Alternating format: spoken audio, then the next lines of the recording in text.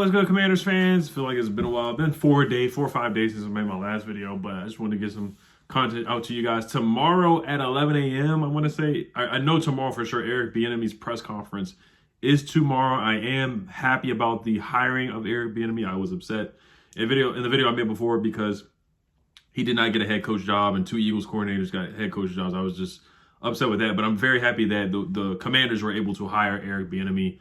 I do want to talk about Daron Payne and he's going to be franchise tagged. Ben Standig reported that. Dolph Kleiman reported that. But Eric Bieniemy, I'm happy to hear that he is going to be the associate head coach as well. So I do want him to take over. I really want him to take over decision making, fourth down decision making, really clock management, really basically taking over as the head coach. To be honest with you, even though we don't exactly know what we're going to get from Eric Bieniemy for sure, I do think we're going to get accountability for sure and better play calling in the red zone and just accountability and good running. So that's my son in the background. I don't know if you guys hear him. Your enthusiasm, charisma from him for sure. I love the 2 touchdown calls in the red zone, the corn dog play, the play to Sky Moore, the play to Kadarius Toney. So I do think we're going to get more creativity from Eric Bieniemy and, of course, what he learned from Andy Reid, coaching up Pat Mahomes, coaching up Travis Kelce, Kareem Hunt, Jamal Charles. All the running backs, Isaiah Pacheco, how good he played. Isaiah Pacheco, Jared McKinnon was a good back for the Chiefs. That Eric Bieniemy has done a good job coaching up as the offensive coordinator and running backs coach, coaching up those guys with the Chiefs. So there's some concrete things that I do know we're going to get from him. But as a head, if he was promoted to head coach. Or as associate head coach, I do want him to really take over clock management. Honestly, I want him to take that away from Ron Rivera. I want him to take away the fourth down play calling, analytics, all the 2-point conversion decision making, all that stuff. I really want Eric Bieniemy to really have a big say on that and take that away from Ron Rivera. If I'm being honest with you guys. All right, so let's talk about Daron Payne real quick. So this is per Ben Standig. Dolph Kleiman also says that there's a 99% chance that the Commanders will franchise tag Daron Payne. So Daron Payne had a heck of a year this past year. 11.5 sacks, 18 tackles for loss, 20 quarterback hits, and 5 passes defended. Don't forget about the left hand up, where he put his left hand up against Marcus Mariota and tipped the pass, and Kendall Fuller got the interception. So he had some game-winning plays. He really had some impactful plays this season. Also, there's some numbers from PFF as well. Average time to pressure on pass rush wins that turned into pressures. Aaron Donald was first with 2.22. Michael Parsons was second with 2.29. DeMarcus Lawrence was third at 2.32. Myles Garrett was fourth at 2.32 seconds.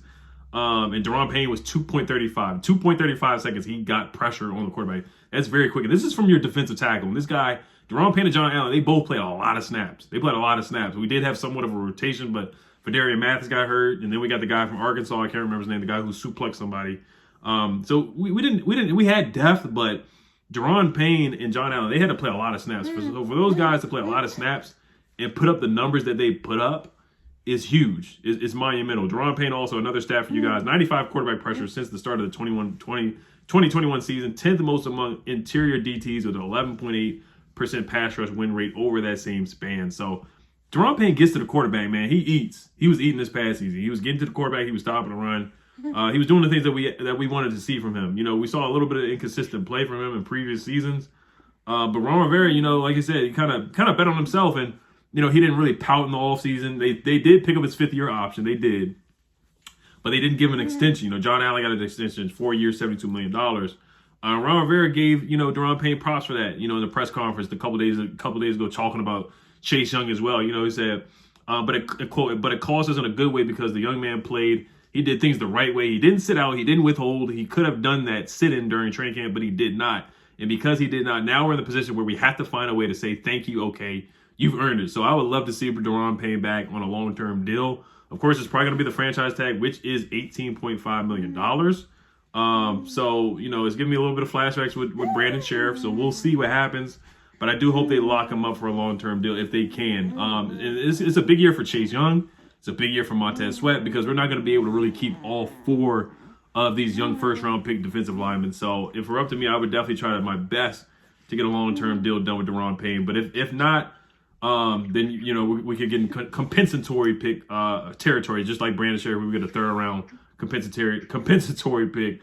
I don't see a trade and tag happening, but I do see Daron Payne coming back. Of course, this is a proven year for Ron Rivera, so you got to have your best players on the roster for a prove-it year. This is a prove-it year for Ron. It is what it is. If he doesn't make the playoffs, he's definitely getting fired. And he can still make the playoffs and get fired anyway, just because of a possible new owner coming in. So we'll see what happens with Daron Payne. But he wants to get paid. He wants to get that bag. He said it numerous times. He said it on Instagram. Said it in the locker room clean out when he had that big green hoodie on. He wants to get paid. He wants to get paid for sure. So, all right, I'll give Lesean McCoy a little bit of time here. I know everybody's chimed in on what he said. Basically, he said that Bieniemy, he dog cusses the players out. He doesn't say anything in meetings. He doesn't call passing plays. And a lot of that stuff has been debunked. Chad Henne said that Bieniemy was the guy that drew up the plays for the 2 touchdowns in the red zone in the Super Bowl to get Sky Moore open, to get Kadarius Toney open. Andy Reid has said that Bieniemy's called plays.